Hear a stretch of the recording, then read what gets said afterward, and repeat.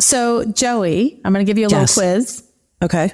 What are ones that leave, ones that stay, ones that rise up, and new ones? What would you think those 4 categories would be? We are on a divorce podcast. Family members? No. No. Starts with an F, though.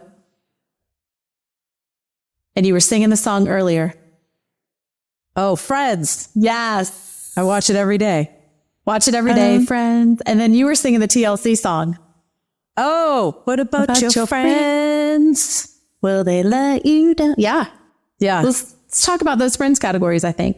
Okay, I love it. Let's talk about Let's talk about it. Joey and Mandy, everything divorce related. We can put the S back in your ex appeal. Joey and Mandy, the friends you didn't know you needed on my ex appeal. And everything divorce podcast. Hey guys, and welcome to My Ex Appeal, your everything divorce podcast. My name is Joey Camaro, and I'm here with Mandy Baker. And we are the friends that you didn't know you needed. And in fact, Mandy, we are the friends. Friends. Hands down. I mean, gavel down, right? Yeah, gavel down. We are the friends. We are the friends that you didn't know you needed. Today, we are talking about friends. And if you don't have any friends, you have us. Yes. But we're gonna break down the whole friends and divorce thing. And you don't even know that it's a thing because you think you're going through it with your ex and you got a whole nother category to deal with. You do. So, Joey, the first one that I mentioned were the friends that leave. And I know that you have a really good story as to why friends leave, but friends do leave you when the dreaded D word comes up. And you're right, Mandy. It's not something that you think about until it happens. We had some friends, especially couple friends, like, you know, as you're married, you kind of gain couple friends. And we had some couple friends that just either stopped talking to us or said, this is just too awkward for us. We don't know who, it's like they don't know who to choose. So they choose nobody. And I've actually talked to quite a few people who have said that they lost a lot of friends. Either the couple talked to neither of them, the friends talked to neither of them, or friends who were friends with one person and now in the divorce said, well, I can't talk to that person anymore. I got to talk to the person that I was friends with first. And they choose somebody. So either way, in your life, they're gone. They're gone, and it's a loss. So not only are you losing a spouse, you are losing a friendship bucket. And that's hard. And it's hard. And it's hard, especially if you choose to stay in that community. Or like I did, I came home to it. So friends of ours that we were friends with, now I'm coming back. And that's a whole nother bucket to fill is, why is she back? What's the story? Because when they're friends with you, they want to hear both sides, right? Mm-hmm. And you tend to have, I don't know, do you remember those toys that you pull and the string comes out and the toy goes and goes and goes and goes until the string comes back? Yeah. And when you're going through a divorce, you tend to be that string, and that string gets longer. And so some people leave because they just don't want to hear it, because they were friends with both of you and they can't stand to hear something bad being spoken about you or your ex-spouse, but you're going through it. So, and some people are just awkward and they don't know what to say. They don't know what to do. They don't know how to act. And so they kind of retract and they just don't talk to you at all. So you can't necessarily, it's like you said, it's a loss. It can be very hard and alienating because you already feel like you're alone. But at the same time, you don't know what they're going through and how they react to things. And maybe it's just too hard for them. I have a friend who was also telling me, this was interesting. His point of view on it was that he felt like some of his couple friends that were very insecure in their relationship didn't want to be around the word divorce because they were so insecure. Because it's almost like it might be contagious. Yes. That's exactly what he said. I might catch the divorce. That's what he said. Yeah. So you never know. You never know. You never know. But then you have the ones that stay. Mm-hmm. I hate this phrase, but the ride or dies, right? Like, where are we riding and why are we dying? But we have a motorcycle. We have a motorcycle. But the ones that stay and the ones that hear your story and hear your side and have been with you through childhood and through all the phases of your particular life. And those are the treasured ones, right? You choose them. They've chosen you. They're not going anywhere. You could have your hair on fire and they're like, oh, give a spark over here. I want my hair on fire too, kind of thing. Do you think those were, for you, going through your divorce, were those like your childhood friends mostly? Did you feel like? My college friends. Because we went to the same high school, like you and Mark did. Mark. You and Mark did. We went to the same high school. So, but we weren't in the same circle. It was more of my college friends that kind of latched on, that saw us in the beginning of our relationship, that were like, they had some things to say then, they had some things to say now, but they supported me throughout the whole process. Okay, I got you. How about for you?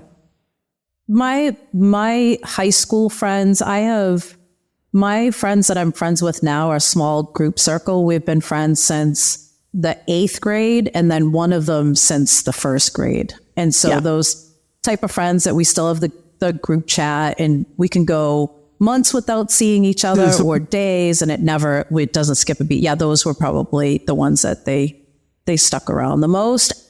And then some adult friends though too. A few adult friends like that stayed. Yeah. Some Beachbody friends, I'll call them. Oh yeah, the Beachbody friends were so supportive. So they stay too. Yeah. And then especially friends that have been through it. Oh my gosh. They inevitably stay. They're not going anywhere. They're not. No, you're part of a new club. Yeah. They know. And they are welcoming, and they are some of the best friends, because all they need is a look. All they need is to see something weird on social, and they know that you need a call, or they know that that's the time. Right. But the ones that I really want to talk about are the ones that rise up. Okay. The ones that rise up, the ones that were your friends or acquaintances, and then you go through something hard and you don't expect these people to come through, but they do. And they do in the most amazing ways. I can think of one right now, and she was unbelievable. She heard me when I was my quietest. Oh, there it is. The thumbs up. Did you see it? It must be on your iPad. Okay. But she, so to go back, she would hear me when I was my quietest. And she would call at the most opportune times. Hey, have you gone to the grocery store? I know he only allows you to go once every other week, and he only allows you a certain amount. So what are we purchasing for your apartment this week? I can't purchase it. If I have to drive up from Austin to get you to purchase something, I will.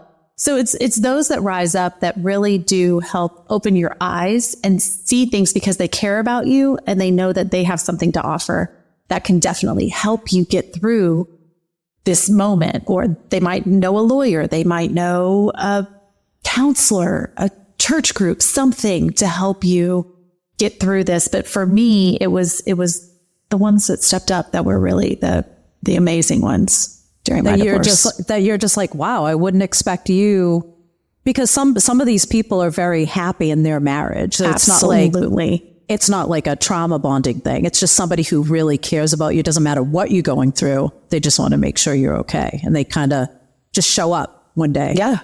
And you've known them. And surprise. Yeah. You absolutely known them. It's just, they just kind of rise to the top and just kind of help you out. I love that. I love that. Yeah. We all need that for sure. We do. Yeah. And then the last one are the new friends. It's a whole new crew out there. And you get to be a whole new person. They don't need to hear crap about the divorce, about how bad it was, what led up to it. You get to be you get to be the new student in school. Nobody knows anything, and you get to create that story. And that to me is so fun. And I know we've had some guests on the podcast that have talked about joining communities and finding those new friends. And in finding new friends, again, you don't have to be your old self. No, you can be. Oh, go ahead. your divorce doesn't define you. So it's not like you have to walk around telling everybody that you meet that you're divorced. It doesn't even have to come up. It's not like you may not be hiding it, but why is that even coming up in conversation? Right. It's not like your hair color. My hair color is divorced. Right. Well, mine might be because of all the gray, but Right. I don't know. Same. But it's fun. And it's fun to meet those new people. And then when the subject does come up and you find that other layer of bonding, oh, I'm divorced too, or whatever the case may be. But those new friends really do add so much more. And it's just like changing your name. It's a whole new way to start a new life. It's new and it can be very healthy, and they can lead you to some very healthy workout classes or a new diet or a connection, something that you've wanted to do in your marriage. Maybe you wanted to join a book club and you never had the time, and now you can. And I think for when you're going through a divorce, though, you might be going through it where you don't even want to get out of bed some days, or you're kind of just on autopilot at work. But it's important to make new friends, though, and figure out a way to do that. But like you said, join a community of some sort, even if it's online, like make some new friends. Yeah. You have to start a whole new life. Why not add some new friends in there? And it doesn't have to be 100 new friends. It could be one. Yeah. I don't think it should be 100 new friends. I think one is a perfect gem. And going out of divorce, I read somewhere that you're starting over, but with experience. Man. Right? That's a good point. So you know your red flag. And you can see them probably a mile away. And this is your chance to maybe not be the people pleaser, maybe not be so open, your door's so open to everyone. You know, maybe your spouse brought some people into your life that you're fine with them. Right. Like you're okay with that. And so you get to make the rules, and you get to accept who comes into your life and your children's life to help you restart, and listen to your red flags. Don't repeat them. For sure. Don't repeat them. Yeah. That's such a good point. I'm glad you said that. So even those people who left, the ones that, like the number one that we said, the leave, some of them might leave. And you know what? That may be a good thing for you. Absolutely. That, you know, maybe they weren't meant to be in this new season that you're going into. And maybe it's a good thing. It might hurt at first, but it could end up being a really good thing. And then those ones that stay, those are just, they're there. I have family members too that they were like, whatever makes you happy. My dad, he was like, whatever makes you happy. I don't know. So they stay. And then the rise up ones, I would say, Mandy, if I'm going to give advice, the ones that rise up or stay, take the hand up, whatever they're trying to do for you, take it. Yeah, take it. Don't push people away. Take it. Somebody rises up and somebody surprises you and they ask you what you're doing later. Just try to either talk with them on the phone or meet them or stay connected with people. Don't go at this alone. So no, and pay it forward too, because once you're on the other side of this, divorce isn't, you know, it doesn't happen to a specific genre of people. It happened and can happen to anyone. So be sure to pay it forward when you see a mom struggling. I know Amanda talked about, you know, someone helping her put her groceries in her car, or paying for someone's Starbucks if you see someone going through it and they happen to be behind you in Starbucks. What's $2 for a cup of coffee to just make their day? Or at the airport, I can distinctly remember a mom at the airport, and I was coming to California. She had a layover with a child, and she just had it written all over her face. And the line for Starbucks was so long, and all her kid wanted was a cake pop. That's all her kid wanted. And I was next in line, and I was like, go ahead. And it meant the world. So just being sure to pay it forward to people and be that person that rises up, and the person that stays, unless it is an unhealthy relationship for you, can mean the world to another woman or another man going through what you've gone through or what you're currently going. Yeah. And I like what you said about, you could either buy somebody a coffee, but if you don't have that money, you could let somebody in line and have them buy it, you know, where open the door for somebody, or, you know, whatever, just something little will make you feel a lot better. And I think just plugging in, and we're biased to group fitness because that's the world that we came to. But come on, I think there's no easier way to make friends than to find a class. Oh, go sweat it out with some loud music and get someone telling you what to do for 45 minutes. Yeah. And if you can't afford a gym membership, I mean, we could talk about teaching so you can, but I think there are like rec centers and places like that you could contact that it's short money to join a class or go to a class for free and then just try to talk to people afterwards, you know? Absolutely. You know, so there's ways to connect with people. And then you know what, Mandy? What's In that? the end, we're friends. Yeah. And people can be friends with us. They just have to reach out to us. Yeah, just reach out. We're here. We're not going to charge you. No. Why would we do that? If you just want to send us a DM, we're not going to be like, we'll book your appointment. Listen, we can't even figure out podcasting. You think we're going to be able to figure out the credit card? No. We can't even figure out. So we'll be your friends. Of course we will. The important thing is to get involved in a community. Right. For sure. And don't take it personal when your friends leave. No. And find yourself some new friends and stay connected to your old friends. And that's going to get you through this. And you're going to be okay. And you're going to be okay. You just have to decide that. You have to decide today, I'm going to be okay. And you're going to be okay. Mm-hmm. We're okay. We're okay. I'm not okay. I'm not all the way okay up in the brain. But I don't think I'm anybody okay. is. I'm okay. I'm okay. I'm I mean, hanging in there. Well, and I learned one thing through my therapy was because I have a lot of PTSD. She did a PTSD test on me and I scored off the roof. And she said the most important thing for me was to, when I have those panic moments, was to sit there, call someone. They might not need to know what I'm panicking about, but just to hear another voice on the phone, letting me know that I was okay. And then really being present in my moment. Right. Like, why am I panicking about my son's college when I'm sitting in his 7th grade carpool line? That doesn't make That's any what sense. anxiety just does weird things to you. So yeah, you're right. Yeah. You do something to distract you and you realize, okay, the world is still spinning. Right. And the grass is still growing and the sun is still going to come up. So yeah. And that's human connection. So It is. yeah. So we're talking about friends and, you know, the different types of friends. But I think in the end, it's going to be up to you and how you react to all these different things happening in the end. Absolutely. Yeah. Yeah. And if you don't have a friend that will help you, we're going to help you because bitch, We're here. we're your friend. We're your You friend got now. us. Yeah. Yeah. So Awesome. all right, Mandy. Well, listen, if anybody wants to follow us, they can head over to my_exappeal Yes. on Instagram and send us a DM or click a like. What do you say? Click a button. Click a button. God, help us, please. Click Share a button. us. Share us.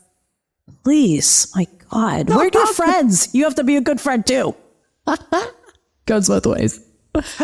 All right. If you are listening to this episode still right now, that means you made it to the end of the episode and we appreciate having you. So we will see you next time on My Ex Appeal. Your Everything Divorce podcast. What happens if I do this? Will something come up if I... Oh, you get hurt. Thanks to our listeners, sponsors, and our lawyers on My Ex Appeal and Everything Divorce Podcast.